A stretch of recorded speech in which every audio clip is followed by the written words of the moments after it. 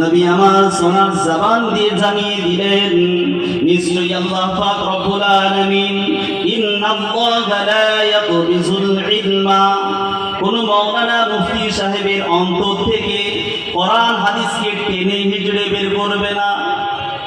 তার মানে কোন আলেম বা কোন মাওলানা সাহেব বা মুফতি সাহেব যেটা পড়েছে, আল্লাহ যে কোরআন হাদিসের জ্ঞানকে দুনিয়া থেকে উঠিয়ে নেবে, যে আলেমের অন্তর থেকে টেনে হিজড়ে বের করে নেবে না। ওয়ালাকিন ইয়াকবিজুল ইলমা বিকবজিল উলামা, আল্লাহ পাক রব্বুল আলামিন যোগ্য আলেমদেরকে আস্তে আস্তে করে দুনিয়া থেকে উঠে যাওয়াটাই হলো ইলম, উঠে যাওয়া।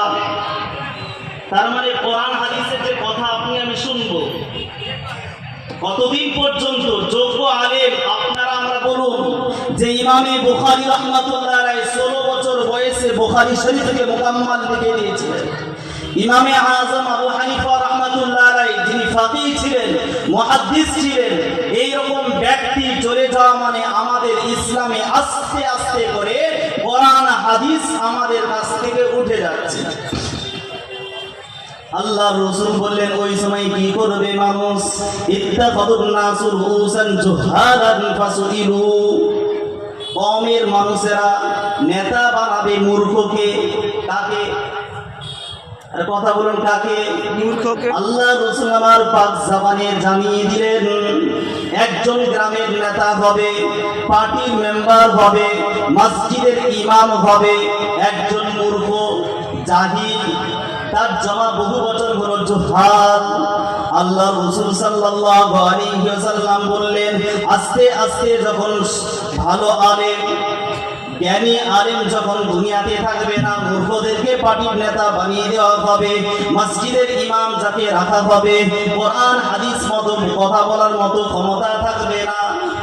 আল্লাহ রাসূল বললেন, ইমামের কাছে যখন একটা মাসলা নিয়ে যাবে, চাই তালাকের মাসলা হোক, চাই নামাজের কোন মাসলা হোক, ফাসইলু ফাফতাউ বিগাইরি ইলমিন ফাদাল্লু ওয়া আদাল্লু। আল্লাহ রাসূল আমার জানিয়ে দিলেন, দিন ও দুনিয়ার বাদশা হাবিবুল্লাহ বললেন, মানুষের কাছে যখন প্রশ্ন করবে, হুজুর আপনি বলুন আমার বিবিকে একটা দুইটা তিনটা তালাক দিলাম, এখন করণীয় কি? তখন আমাদের মতো হুজুররা বলবে অসুবিধা নেই, চলো। বলো হুজুর আমি আজকে নামাজ পড়তে গিয়ে বিনা ওযুতে নামাজ পড়লাম, খুব ঠান্ডা ছিল, করণীয় কি? বলবে দাদু তোমার বয়স 50, কোনো অসুবিধা? আরে মাসলা তো জানে না। রাসূল বললেন, আমি